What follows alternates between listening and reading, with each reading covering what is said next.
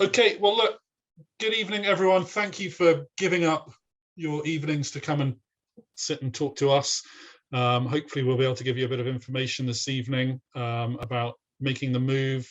So this is a session specifically directed towards junior doctors who are looking at overseas opportunities. My name is Jim Godsall. I'm the Managing Director of Head Medical.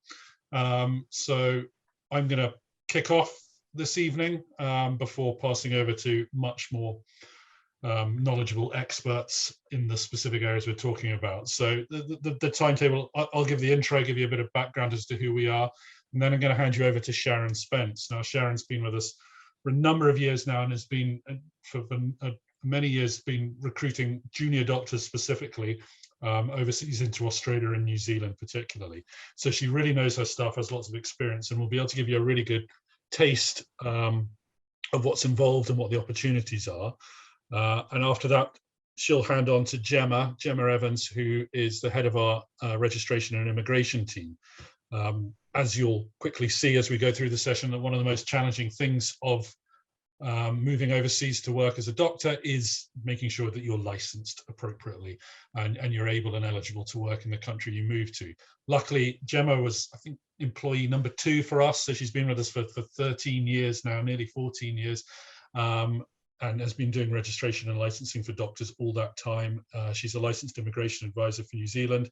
She knows her stuff inside out, and her team, if you come through this process with us, will be able to support you every step of the way to make that as easy as possible. So Gemma can give you the full lowdown on that, and then we'll have a sort of a Q&A session after that. What I would suggest is that we try and leave questions to the end so that we can get the information and keep the project flowing.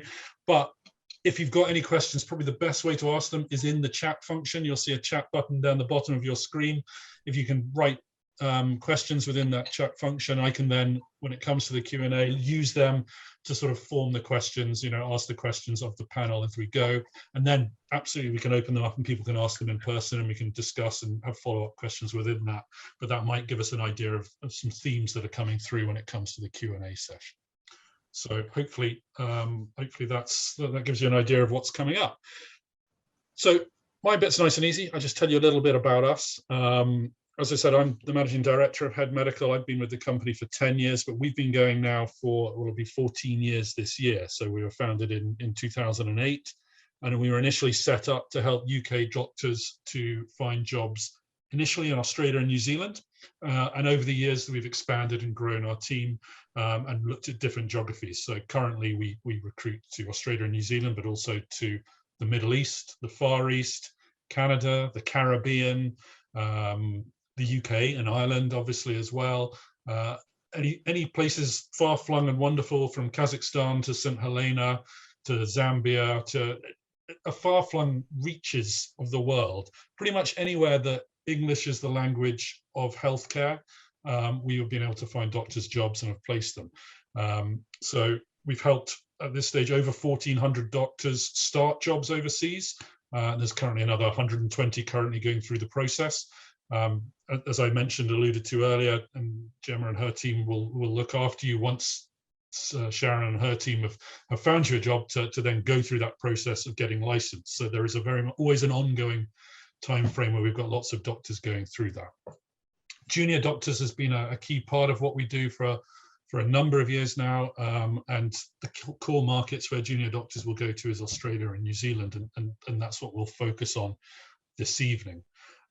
Because we've been doing it for so long, because we go out to these countries regularly and visit the clients, obviously not so much over the last 2 years, but now that the Australian borders are opening up, we hope to start going out there again.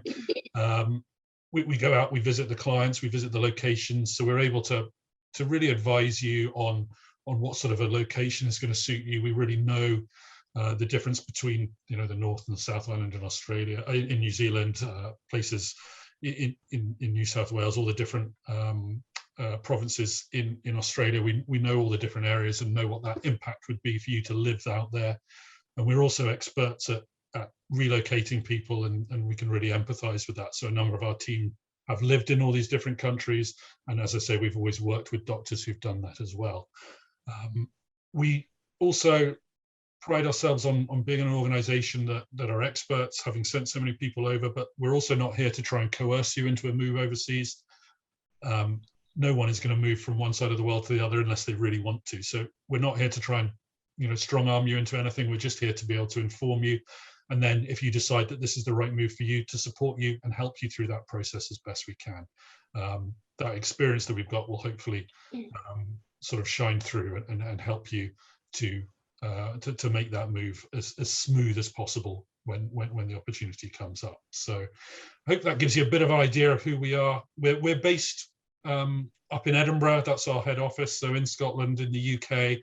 So we're normally on your time zone, which is always helpful. We do have a consultant out in New Zealand. We've also got another one in Mexico, randomly, but that means we have generally some good coverage across the hours. But we are based UK, which means we're generally better placed to help and support you at times that suit you, to try and have those conversations with your process, you know, to talk through your process. So obviously at the moment, while based in Edinburgh, we're actually all home-based predominantly. They pop into the office from time to time, but if any of you are up and around in Scotland, then let us know. We'd be delighted to meet you if you're around. So I hope that gives you, as I say, a bit of background on us, but I think it's probably about time for me to be quiet and hand over to the people who know what they're talking about, and let Sharon really tell you in a bit more detail about what the opportunities are. Oh no, Molly. Okay, so Sharon, over to you. Thank you, Jen. Well, welcome everyone. It's great to see so many of you join us this evening. My name is Sharon, and I have over 7 years experience placing junior doctors from postgraduate year 3 through to registrar level positions across Australia and New Zealand. Both countries are unique and offer great opportunities for an out of programme experience. The healthcare system across both countries is similar to that of the UK, allowing for a smooth transition to Aussie and Kiwi life. In this evening's session, I'd like to provide a little information on both countries, what you can expect, and of course, the recruitment process. Next slide, please, Sam. So starting with Australia. Australia is formed of 6 states. We've got Queensland, Western Australia, South Australia, New South Wales, Victoria and Tasmania, and 2 territories, Northern Territory and ACT. Australia is 32 times bigger than the UK, with a population of 25.7 million. To put this in perspective, the UK population is 68 million. So you'll find that hospital sizes are smaller in comparison to the UK. We work with hospitals across most states, and roles for senior house officer and registrar level tend to be in more regional locations as opposed to the city. So as an example, we work with Mackay, Rockhampton, and other coastal locations in Queensland, and locations such as Bunbury, Geraldton, and Kilgoorie in Western Australia. Whilst we work with the city locations in view of consultant level posts, we do find that due to local competition, the larger cities will recruit to their own positions at senior house officer and registrar level. Each state will offer a different experience in terms of lifestyle, climate, and cost of living. There are around 128,000 doctors working in Australia, which includes doctors who have trained overseas. Doctors we have previously helped make the move to locations such as Mackay have commented that they've had a great experience working in a regional centre. They've gained exposure to different presentations that they may not have experienced in the UK, as well as broadening their procedural skills. There are also added lifestyle benefits of having access to national parks, beaches, and of course the Great Barrier Reef. Regional airports have excellent links to the capital cities with multiple flights every day, meaning a weekend escape to Brisbane, Melbourne, or Sydney is very easy. And of course, the cost of living is lower out with the city, so your salary goes further. Next slide, please, Sam. So just a little bit on the Australian healthcare system. The Australian government, state and territory governments share public funding for hospital services. The Australian public can access care with the public healthcare system for free or at a lower cost through Medicare, which is tax funded. To relieve the public healthcare system, the government offer a tax rebate to take out private policies on top of their state cover. Next slide, please, Sam. So moving on to job types. We have house officer, senior house officer, registrar, and senior registrar positions. Essentially, to be eligible for house officer and senior house officer positions, you should have completed foundation training in either the UK or Ireland. Senior house officer and house officer positions are suited to postgraduate year 3 doctors. There is also a PHO grade, which is principal house officer, which is equivalent to postgraduate year 4.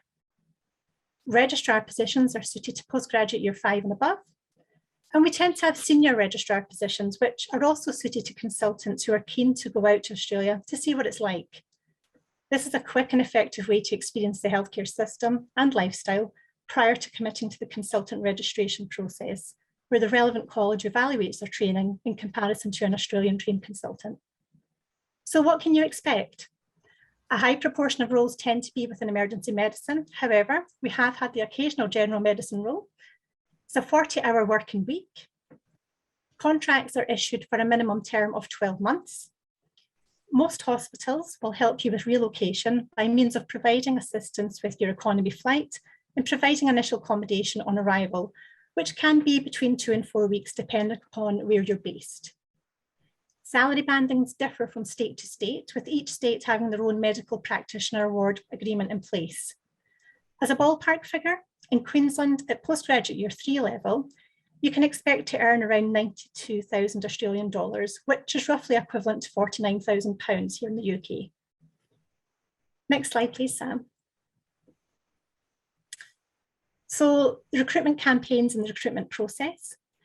The medical year in Australia runs from February to January, with February being their main intake. The mid-year intake is in August, which aligns nicely with the UK medical year. Vacancies are released mid to late February for August start dates. And the recruitment process can take between 4 and 6 months, which includes interview, medical registration, and immigration. In terms of the process, I would discuss opportunities with you and progress with applications on your behalf. Ahead of this, we do require references, and we will, of course, with your permission, approach referees. Once we have an invite to interview, I will make the necessary arrangements and, of course, prepare you for that interview with information on the region, statistics, and provide examples of questions you may be asked.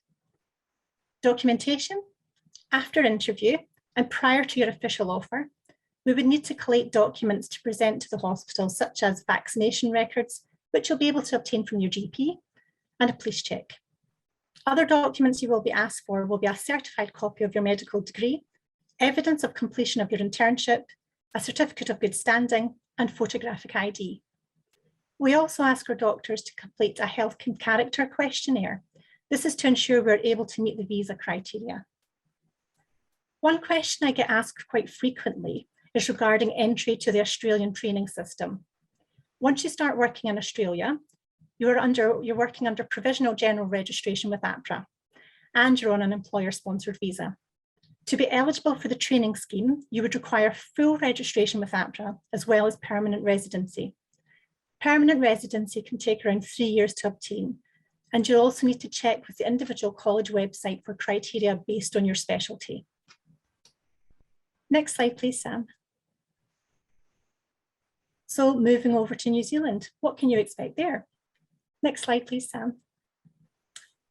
So we have the North and the South Island of New Zealand, with 5 district health board regions on the South Island and 14 district health board regions on the North Island. New Zealand has a population of around 5 million, which, to put into perspective, is the same as Ireland. Similar to Australia, we tend to work with the regional centres as opposed to the city locations such as Auckland, Wellington and Christchurch. Positions in these tertiary centres are competitive, and there's a lot of interest from local doctors. Wherever you end up going in New Zealand, you're never too far away from beautiful beaches, wineries and trails. There are some fantastic coastal locations on the North Island, including Gisborne, Hastings and Taronga. Inland, you can experience the hustle and bustle of Palmerston North, a university teaching hospital, or perhaps Taupo, based central in the North Island with its beautiful lakes and hot pools. Let's not miss out the South Island. If you're an adventure sports enthusiast, why not consider Invercargill with close proximity to Queenstown? There are over 17,000 registered practicing doctors in New Zealand, of which 40% have trained overseas from over 100 countries. Doctors I have helped over the years have spoken highly of their experience, from Invercargill to Whangarei to Taipo to Gisborne, just to name a few. I've had doctors complete their CCT here in the UK and return to New Zealand with their families. Next slide, please, Sam. So moving on to tell you a little bit about the New Zealand healthcare system. There is a mixture of public and privately funded healthcare. The public system is largely funded through taxation. The public system is free or subsidised via government funding, and some people elect to take out extra private healthcare insurance. There are 19 district health boards across New Zealand, and each is responsible for the provision of health services in their district. They range from a population catchment area of 32,000, which is the smallest, to 630,000 being the largest. Next slide, please, Sam. So job types. We've got house officer, senior house officer, and registrar level positions. For house officer and senior house officer roles, these are suitable for those who have completed foundation training. District health boards are able to offer an array of rotational roles across a broad spectrum of specialties, including general medicine, psychiatry, paediatrics, O&G, and general surgery. Registrar roles are suited to postgraduate year 3 and above. Now, usually when I say that, I hear a gasp. It isn't the same grade as we're used to here in the UK. The best way to describe it is to think about it slightly above senior house officer level here, so it's a bit of a step up. Salaries are based on the specialty, location, and how many hours that position requires of you per week. Across New Zealand, there is a multi-employer collective agreement in place, which is referred to as the MECA. This is essentially a document where you will find all the terms and conditions of employment. There are 2 MECA agreements in place in New Zealand, and it is a personal choice in terms of which one you would like to sign up to. There is the RDA, Resident Doctor Association Agreement, and STONS, Specialty Trainee of New Zealand. The main difference between the two are salaries. The STONS offer higher salaries, but less rostered time off. So what can you expect working in New Zealand? Contracts are issued for a minimum 12-month term. Senior house officer roles are rotational across a variety of specialties, whilst registrar roles will be within one specialty and allow you to rotate through the related subspecialties. You will receive assistance with your relocation, which can differ from one region to the next, but will normally include assistance with flights and/or temporary accommodation. The working week will depend on the MECA and could be between 40 to 48 hours. In terms of salary, for postgraduate year 3, depending on the specialty and hours of work, you can expect between 76,000 New Zealand dollars to 135,000 New Zealand dollars per annum, which is approximately 37,500 to 66,500 pounds here. The good news, tax is capped at 33% for high earners. Next slide, please, Sam.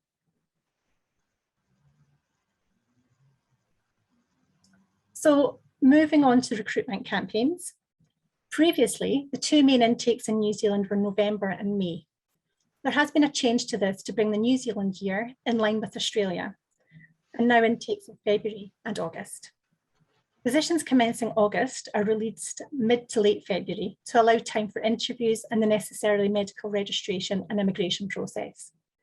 References are required from the outset to support your application, and our support team will collate the relevant references ahead of the recruitment process. Documentation, again, as I touched on, we do require 3 references to support your application. Once we have confirmation of interview, I will provide information to help you prepare, such as location, demographics, and provide example questions. Once you have a formal offer of employment, we will require documents such as a copy of your medical degree, completed health and character questionnaire, a police clearance, and a certificate of good standing. Our registration team will guide you through the paperwork required. Again, just to touch on accessing the New Zealand training scheme, similar to Australia, you are required to hold full registration with the Medical Council of New Zealand and permanent residency, and of course, meet the criteria as stipulated by the relevant college. Next slide, please, Sam. So I've just popped up 2 testimonials from doctors who have recently worked at Gisborne Hospital, and that's on the east coast of the North Island. I'll just let you have a quick read through.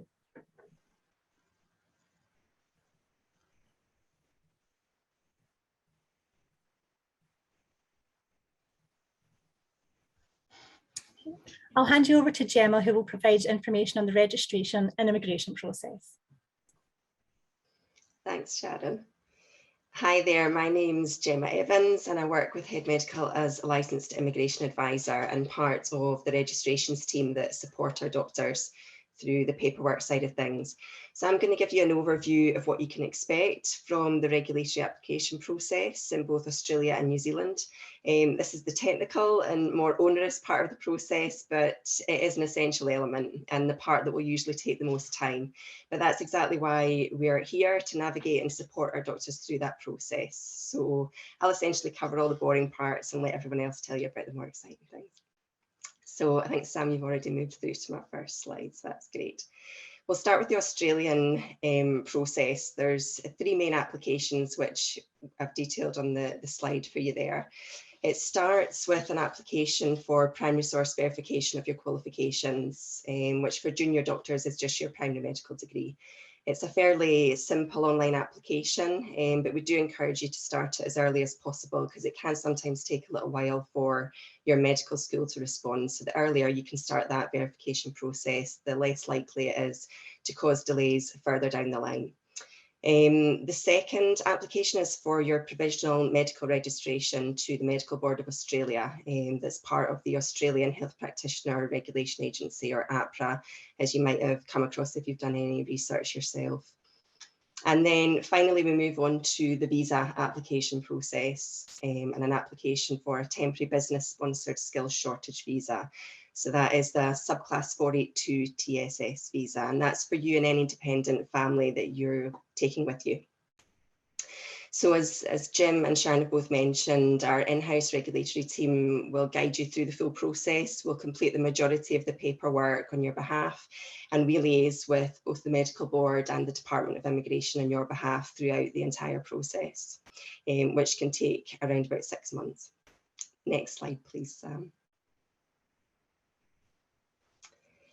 So to give you a little bit more detail on the 2 main applications, once you have submitted the verification application, the second stage is to submit an application for provisional medical registration to the Medical Board.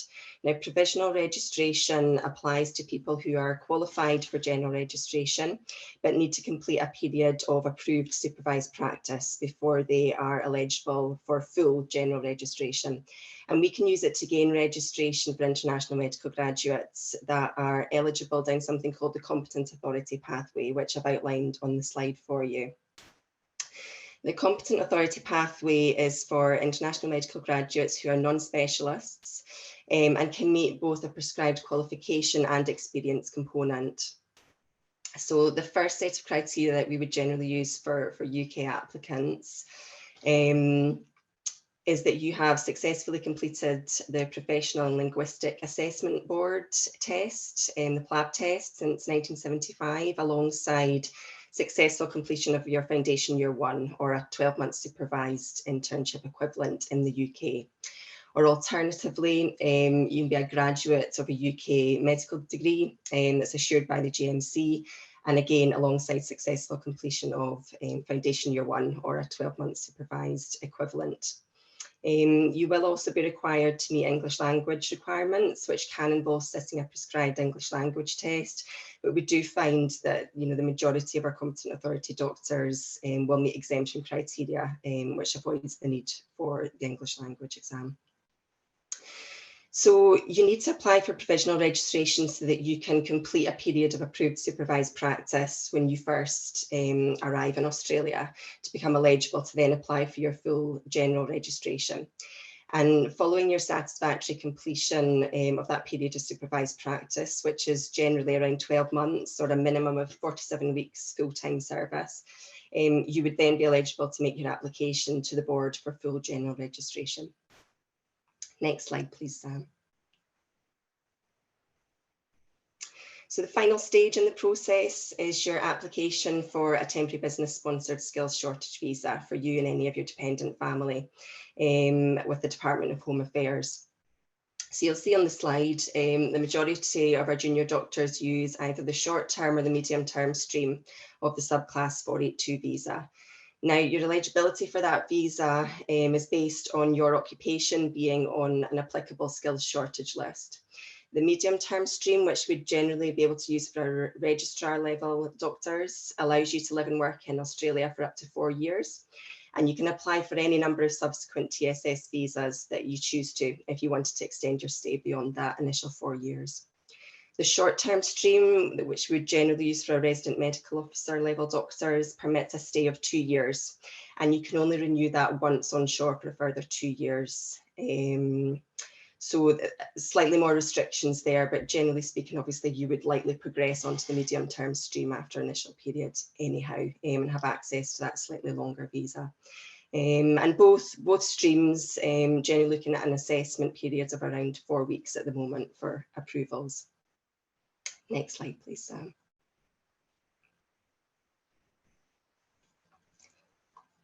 Taking a minute to come up. So as you're likely aware, Australia's borders are currently closed to most travellers due to COVID-19, but 482 temporary skills shortage visa holders are exempt from those travel restrictions, and you can enter Australia freely without the need to apply for a travel exemption. The Australian border is also due to reopen again to all double vaccinated international travellers from the 21st of February, which is great news. So things are going in the right direction and hopefully about to become a lot simpler again. Next slide, please, Sam. So since the closure of Australia's border, most people have been required to enter managed isolation, and state and territory governments manage the quarantine for overseas arrivals. So it differs depending on the state that you're entering. But most states are now starting to relax those restrictions, and they no longer require that mandatory managed isolation for vaccinated travellers. And they'll instead ask you to self-isolate until you have a negative COVID test after arrival. So there's a link up there on the slide that you can find the requirements for each different state that you're considering. And it's good to keep an eye on these things because it's kind of constantly changing at the moment. All travellers to Australia also have to provide evidence of a negative COVID-19 PCR test to their airline prior to boarding, and that needs to be taken 72 hours or less before their scheduled departure. And as the borders reopen later this month, proof of vaccination will also be required. The post-arrival arrangements will again differ between states and territories, but most will require a negative post-arrival test result prior to being able to leave self-isolation. So you can again use that above link to check those when it becomes applicable to you. So that's a general overview of Australia. And if you have got specific questions, as Jim said, I can answer those at the end of the presentation for you. Next slide, please, Sam. So we'll move on to New Zealand and we'll just go straight through. Thanks, Sam. So very similar to Australia in that we have a three-step process that starts with primary source verification of your primary medical degree. We then move on to an application to the Medical Council of New Zealand for provisional general registration, and finally your visa application, and very similar timeframes up to 6 months. Next slide, please, Sam. So again, once you've successfully submitted your verification application, we'd look to collate and submit your professional registration application to the Medical Council of New Zealand. Eligibility for provisional registration in New Zealand is based on your having completed either your primary medical degree in Foundation Year 1 in the UK or Ireland, or you're having worked for at least 33 out of the last 48 months in a similar role and at a similar level of responsibility to that you're applying to do in New Zealand in one of a set list of approved comparable countries, which you can see outlined on the slide there. You're also required to meet specified English language requirements, which again can involve sitting prescribed English language test, but again, most of our competent authority applicants will meet exemption criteria to avoid the need for that. So as with Australia, your provisional registration will grant you the appropriate registration to undertake a period of supervised practice in New Zealand before you're then eligible to make an application for full registration. And our in-house team will provide full support in the collation and submission of your applications and liaise with the authorities on your behalf throughout that. As a team, we do have very well-defined processes and quality standards to make sure we have that consistent approach to the provision of support to our doctors. And with a number of years' experience, we do understand the common issues and the obstacles that often present themselves in each country. So we've got good expertise and established relationships there with all the relevant stakeholders, so we can anticipate and manage those sorts of situations for you. Next slide, please, Sam. So moving on to the visa side of things for New Zealand. The New Zealand border is still currently closed to most travellers, but critical health workers are one of the critical purpose categories of people that can make a request for permission to travel as an exception to those closures. Next slide, please, Sam. So the border exception and the critical health worker visa applications are an added step in the immigration process. So we have to do everything that we used to do, but with a couple of extra steps on the beginning there. So it starts with us lodging a request to Immigration New Zealand for permission to travel, that basically explains to them why you meet the criteria to be granted access whilst the borders remain closed. We then lodge a critical purpose visa application once you have been invited to do so, so when the initial request for permission is granted. And you can include your dependent partner and any children in that visa application as well. So it takes just a few working days to get that initial invitation to submit the visa application, and then maybe another 2 to 4 weeks to obtain the critical purpose visa. That's a 12-month single entry visa that allows you to enter New Zealand, and it affords you as the main applicant work rights, but any dependent families have visitor only rights. So for anyone that is going for slightly over 12 months or beyond, or are travelling out with family, we then go on to submit another set of longer term visa applications after you've arrived on shore. Whilst the borders remain closed, we don't have permission to lodge anything other than a critical purpose visa. So we have to wait till you've arrived on shore to be able to submit that second set of visas for you. The majority of our doctors use something called the Essential Skills Pathway at the moment, and that provides a work visa that aligns to your job offer and will specify the position that you can work in, the employer you can work for, and it will dictate the duration of the visa. Your dependent partner, children can apply for work, visitor, student visas as suits their situation as your dependents, and they'll all be assessed as part of a group alongside each other, and they're usually processed within a month of your arrival on shore. So there's no prolonged period while you'll be on that critical purpose visa, and that's also a multiple entry visa, so you would then have the freedom to move in and out of New Zealand, which you don't have with that initial critical purpose visa.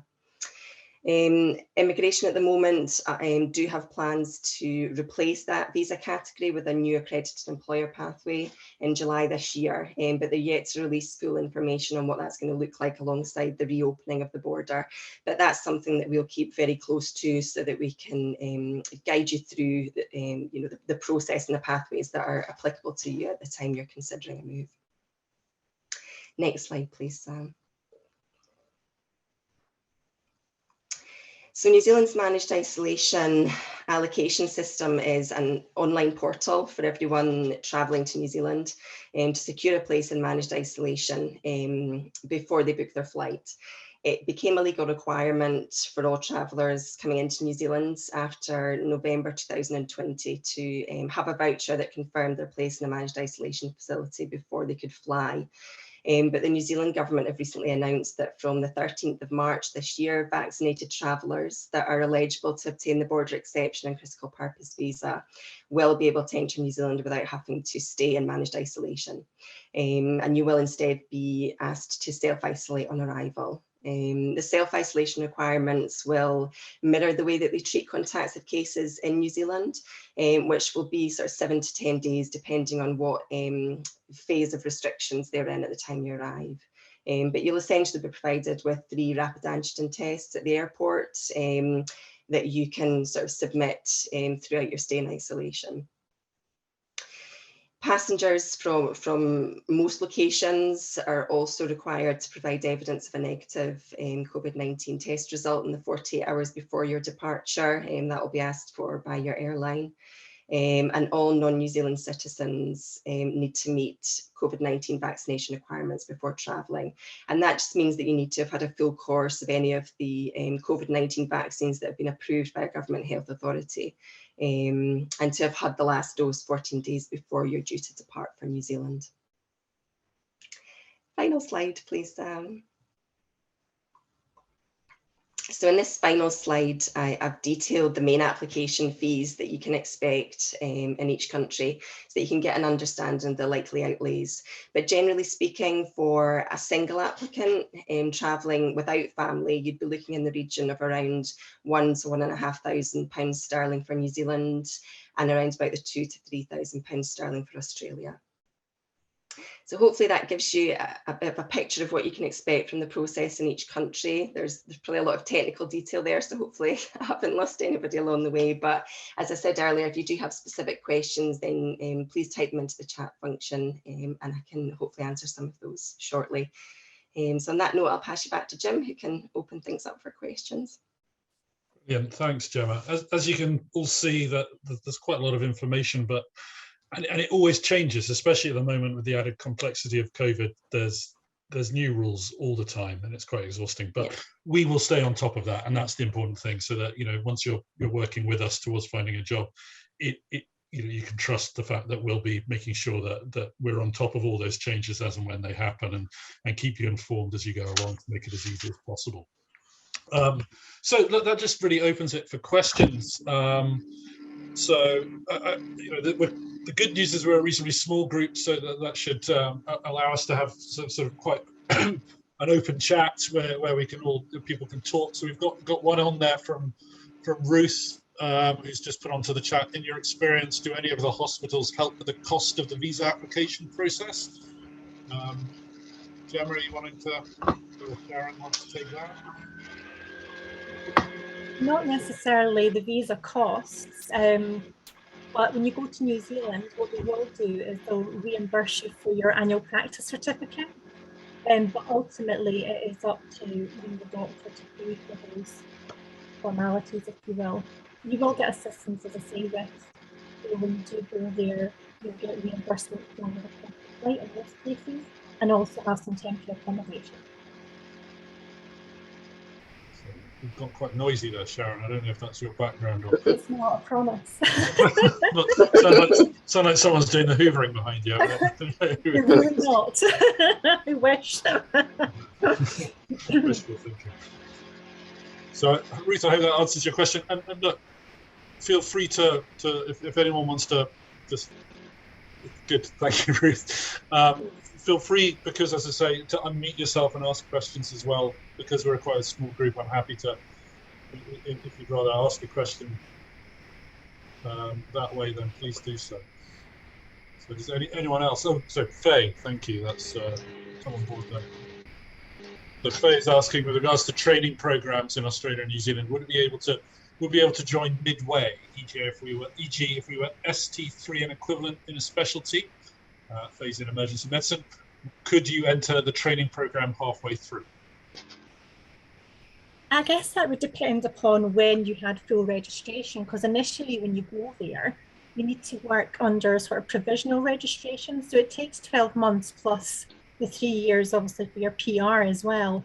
So, with the hospital support, it's feasible in terms of joining the scheme. It's just that you need to tick those boxes in terms of having your full registration with either APRA or the Medical Council of New Zealand. And then again, at the back end of that, have your permanent residency to join the training schemes. Yeah, we've seen people do it and pick up. I think what you have to bear in mind when you do it, correct me if I'm wrong, Sharon, is obviously there'll be a slight delay. You can't just drop ST3 and then pick it up straight away in Australia or New Zealand. There's going to be a bit of a process where you have to tick the boxes that they're looking for. But yes, we definitely know people that have. Definitely, and sometimes on occasion, depending upon what specialty the college would stipulate, criteria that you need to look at and what you need to meet in terms of the training in the UK or whatever country it's in, compared to the Australian trained and New Zealand trained system as well. So there might be specific criteria that they want you to meet before you can actually have full registration to join the scheme as well. Hope that helps. So Alice is thank you, Alice, is saying, hi, I'm an FY2 doctor and looking to move to New Zealand to be with my sister and her family. I've emailed a couple of hospitals. Some have offered 3 monthly rotations, but I was hoping for a 12-month rotation in ONG specifically. Is this something you think would be possible? And also, when emailing CVs, etc., are most places happy with a list of referees and their contact details, or do they want a formal reference letter from each referee? So first of all, the ONG piece. So I guess to answer that one, usually it really depends, because if you're going to have a registrar position, which is postgraduate year 3, I know it sounds scary, but you'd be able to obtain probably the 12 months with an ONG.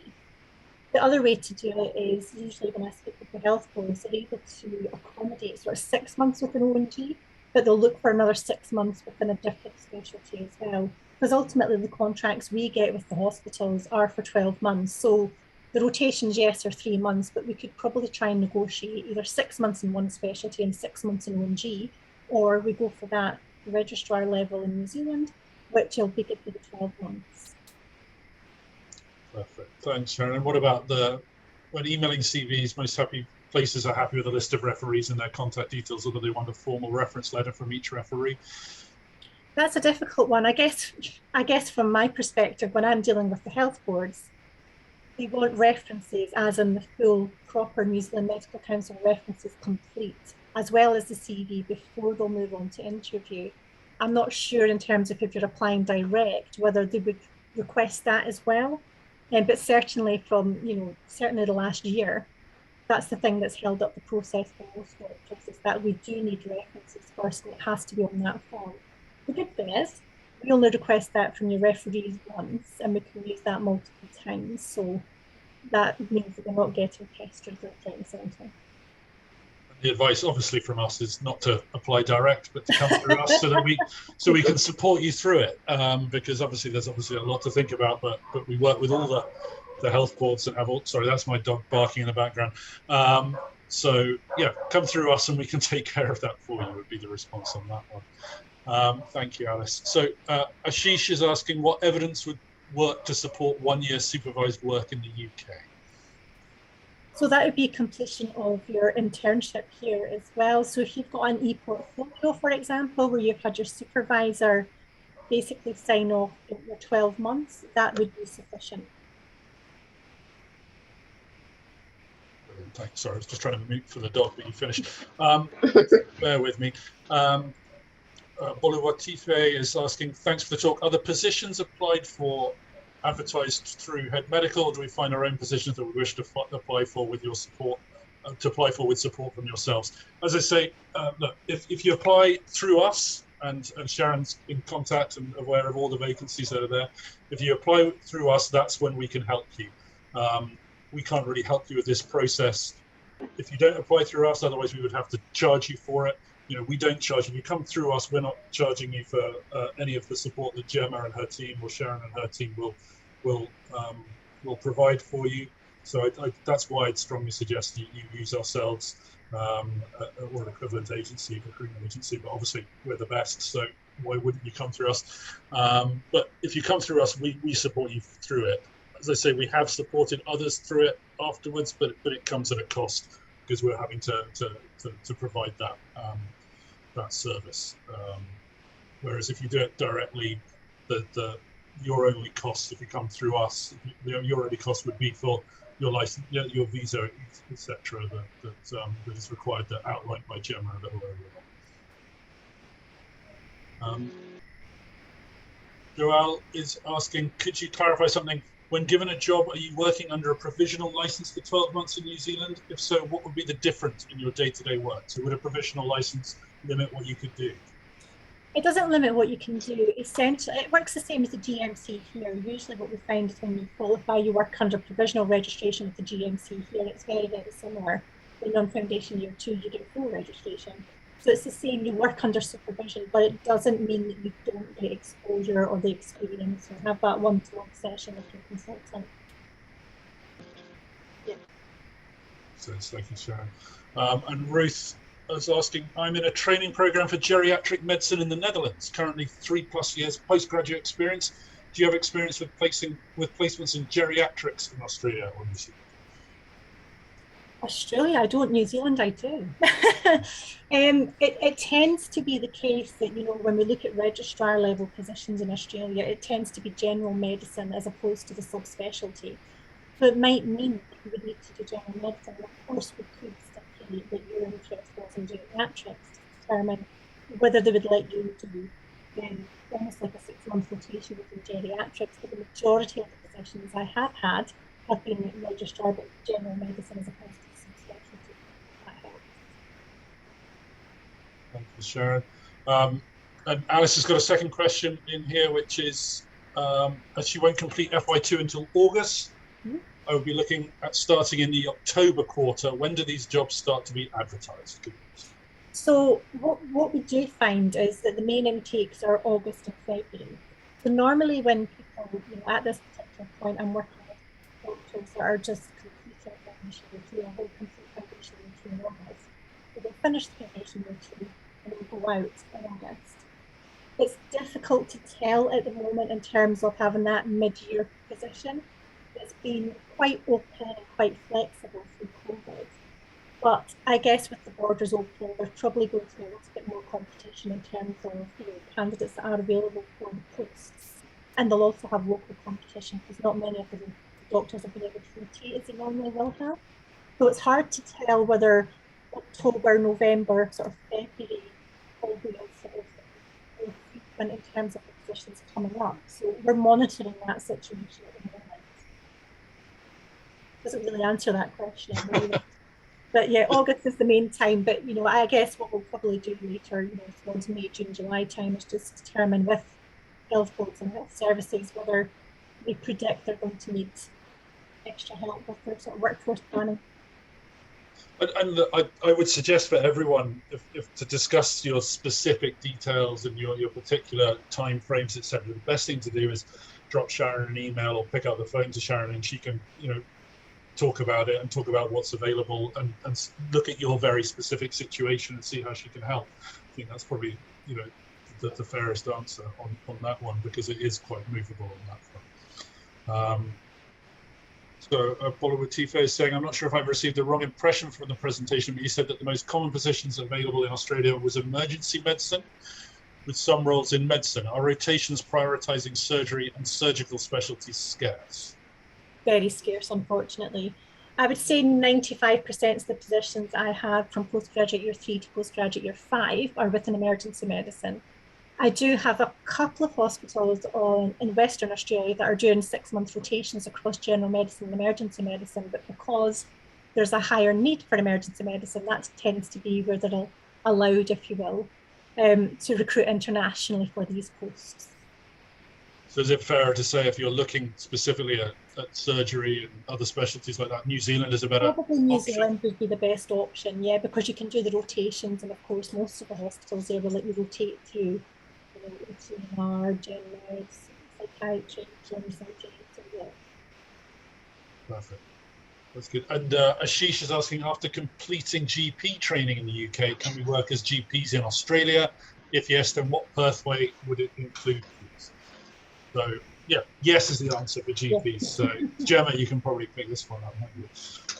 Yeah, you can. It's a very similar process, but there's an additional step in that you'd be assessed by the GP college in Australia, in addition to the medical board. So slightly more long-winded, but in a nutshell, yes, you absolutely can. And it would be similar in terms of the type of registration you'd be applying for with the medical board, but with the added step of a specialist assessment by the GP college. And that's the truth. Anyone, once you've completed your training and then you're looking to move in Australia, there's that extra step where the board for, whether it's ward of medicine or anesthetics or GP general practice, that college will want to assess you as well. Whereas if you're going into junior doctor, then you bypass that step. Well, good question from Abby. General question: how does the cost of living in New Zealand compare to the UK? Well, from what I hear from other people, it's a lot cheaper. It's all relevant in terms of salaries as well. And I think the added bonus for most that, I get feedback from is essentially that the tax is capped at 33% as well, which is good news. Yeah, so, in terms of that, I mean, I think when you live in the suburbs as opposed to the city locations, it is cheaper cost of living. Yeah. That is definitely the way it seems. So some things, as in every country you go to, some things are more expensive than others. Then some things here will be more expensive than there, and the way they import certain things make it slightly different. But the general cost of living seems to be cheaper in New Zealand, most definitely, than the UK. Not massively, but noticeably. I think mostly thanks to the tax aspect of it. So I think that's fair. And Bollywood Tife is asking, last couple of questions: would there be any impact of having done the primary medical degree completing the foundation years in the UK? Sorry, go and repeat that. It went and broke up my end, sorry. Would there be any impact of having done your primary medical degree in Poland but completing the foundation years in the UK? No, that's absolutely fine for Australia, essentially, so long as you have that criteria to meet the competent authority pathway, which is to make sure that your degree is recognised. And secondly, that you've got that 12 months equivalence in terms of internship in the UK. That should be sufficient. Excellent. And the second question is it possible to link applications for couples, both applying for house officer or house officer / senior house officer positions? You'd be amazed how many couples we send out to Australia. Yeah, absolutely. Not a problem at all. It's great. The only time that is when people are at specialist level, consultant level, and they're both going into the same department. People are always a bit wary of that because it means people taking holidays at the same time, etc. But generally, yeah, we place a lot of couples overseas. And Ruth, do you have experience with placements outside of the hospital, such as a physical rehab centre? I've done that once a long time ago. It was a rehabilitation registrar, and it was actually outside Christchurch, so it was in New Zealand. But I haven't had any over the last sort of maybe 3-4 years for sure. But it can be done. Can be done. So again, worth contacting Sharon directly. As you can see, her contact details are there on the screen, just to share your detail, have a proper conversation, share your CV, talk about what it is specifically you're looking for, and we'll try everything we can do to help meet your personal circumstances, because it's got to be the right opportunity for you. So if it is something outside of hospitals, then, and if we can help, then great. But we'll be, if it's not going to work, it's not going to work. We'll let you know and suggest the best options. And Joelle's asking, are there SHO jobs in New Zealand that are specifically in emergency medicine and not rotational? Yes, that, Joelle, unfortunately would become under the registrar, which I know sounds scary, but genuinely the feedback I've had and from the heads of department is essentially is like a senior house officer position here in the UK, but it is a step up. So it is feasible, it is possible, and I do think in the next few weeks we'll probably see that there will be requests for emergency medicine doctors across New Zealand. Very good. Thank you. So any other questions? Now's your time. But as I say, look, the best sort of follow up to this is we'll follow up and be in touch. So just to be in touch, but I'd definitely suggest getting in touch with Sharon, with Gemma. We're all available and talking about your specifics. Joel's followed that question with, are the registrar jobs supportive? Yes, they are, very much so. When you're at interview, the clinical team will go through your CV, find out about your procedural and clinical skills. It's almost like a skills matrix is probably the best way to describe it. And they'll put you in teams so you're, I want to say, buddied up, so you're not feeling out of your depth as well. It's not like you're going to be on call on your own in the emergency department on a night shift, for example. You're well supported. And the teams are there, in terms of the actual departments, are very welcoming. They're very used to welcoming UK doctors into the hospitals as well. So you won't be left out on a limb, let's just say. Yeah, they do love a UK doctor and embrace them, and because there's so many similarities in the healthcare system and the way medicine's practiced, that's their sort of preference. So they will always look out for you as well. And the work-life balance seems to be better, so that the people aren't as stretched as they may be here at the moment. They seem to be sort of a better balance and a better staffing levels in New Zealand hospitals in general. Ashish is asking, if I'm looking to move to Australia in about 3 years' time, is it worth getting the APRA now while I'm still a junior grade ST1 here in the UK? Gemma? No. No. There's fairly strict timelines as to how quickly you need to start work after you've gained your approvals. So it wouldn't be feasible for you to make those applications 3 years ahead of time. It's usually about 6 months from date of approval before you have to actually touch down and commence work. So again, that's something we're really quite good at making sure we get spot on, as the timing of things and exactly the right point in the process to start those applications.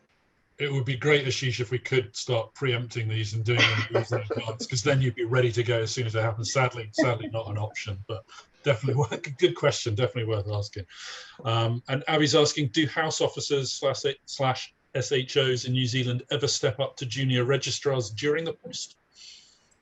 I've had it happen once. It's usually after maybe a 6 month, if they've done 2-3 months rotations and then move on. I guess if we're sort of preemptively asking the hospitals whether that is feasible, at least they know about it and they can sort of check that with you in interview as well, just to make sure they can accommodate it more so. Yeah, that's sort of, sorry, Sharon. No, I was going to say I can understand that, because I know it does sound daunting. You know, if you're going straight into a registrar post, you kind of want to feel, find your feet, get acquainted with the system, how everything works, where everybody belongs in terms of actually the department as well. So I can understand that as well. But hopefully, as we talk, I mean, I'm assuming you'll get in touch anyway. And I know we've spoken before, but as I say, when we're speaking to the hospitals, hopefully they'll put your mind at ease, because in that interview, it's about getting to know you. So they will make you feel at ease and they'll give you all the support you need. We strongly suggest that sort of transparency of concerns and worries, having that conversation when you're going through the interview process to enable the discussion as to what's the best route. So yeah, that's that conversation, communication is the best route here, and how we like to work anyway. Welcome. So any final questions that we've got? Happy to stay on and keep answering them. It saves me having to deal with teenagers who wait on the other side of this door, so we can do this all night. As I say, if any other questions that come off the back of this, then just follow up. Anyone here is happy to answer. That's Sharon's email, sharon@headmedical.com. Very easy to get hold of her. And she is our resident expert, and Gemma as well when it comes to the licensing and visa process. So that we're all happy, and we'll follow up, and hopefully we can help you find that sort of that dream role, get you into somewhere beautiful and sunny, because right now it's not that here. So maybe that's your driver, who knows. Fantastic. Well, look, that looks like the majority of questions are answered. Again, thank you so much for giving up an hour or so of your evening. We know how busy you all are, so it's great that you've come on board and to come and speak to us. And hopefully we get to speak a lot more over the next few months, and get to get you a great opportunity to advance your career in Australia or New Zealand. So I think we'll sort of wind it up there. Thank you so much for joining us, and have a great evening. Thank you. Thank you very much.